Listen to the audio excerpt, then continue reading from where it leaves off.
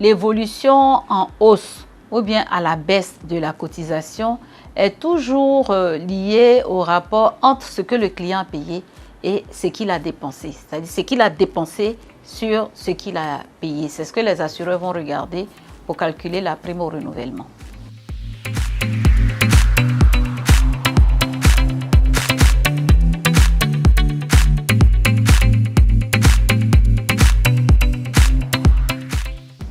On va dire que l'assurance santé vise par définition à prémunir les assurés des conséquences économiques liées à la survenance d'une maladie ou d'un accident dans la vie d'une personne et qui nécessite un acte ou une intervention médicale. L'objectif de la souscription d'un contrat d'assurance est la prise en charge des frais médicaux, d'hospitalisation, pharmaceutiques, chirurgicaux, analyses, dont les coûts seraient lourds pour l'assuré.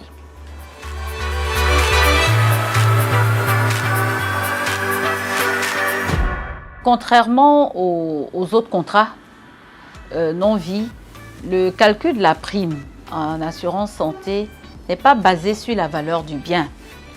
C'est basé, donc on parlera essentiellement d'une approche tarifaire parce qu'on ne peut pas déterminer la valeur d'un humain.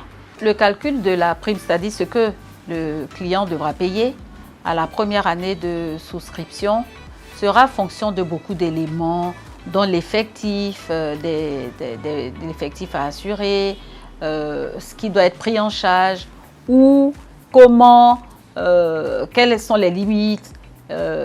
Tout ça est contenu dans le tableau de garantie qui se trouve à l'intérieur du contrat. Est-ce que le contrat est pris en charge le contrat court uniquement en Côte d'Ivoire ou alors hors de la Côte d'Ivoire, y compris hors de la Côte d'Ivoire? Tout cela compte dans le calcul de ce que le client devra payer. Du coup, l'évolution en hausse ou bien à la baisse de la cotisation est toujours liée au rapport entre ce que le client a payé et ce qu'il a dépensé. C'est-à-dire ce qu'il a dépensé sur ce qu'il a payé. C'est ce que les assureurs vont regarder pour calculer la prime au renouvellement.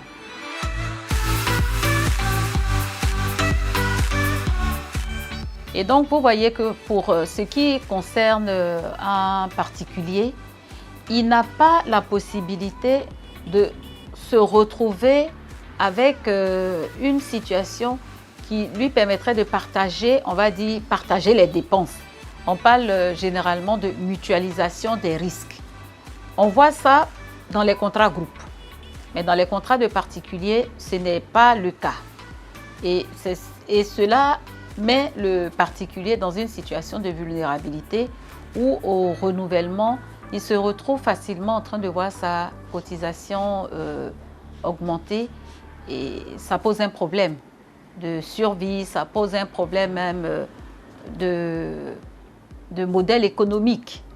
Voilà, donc c'est ce qui justifierait généralement, pas exclusivement, mais généralement, le fait que les assurés, surtout les particuliers, il n'y ait pas assez d'offres pour les particuliers.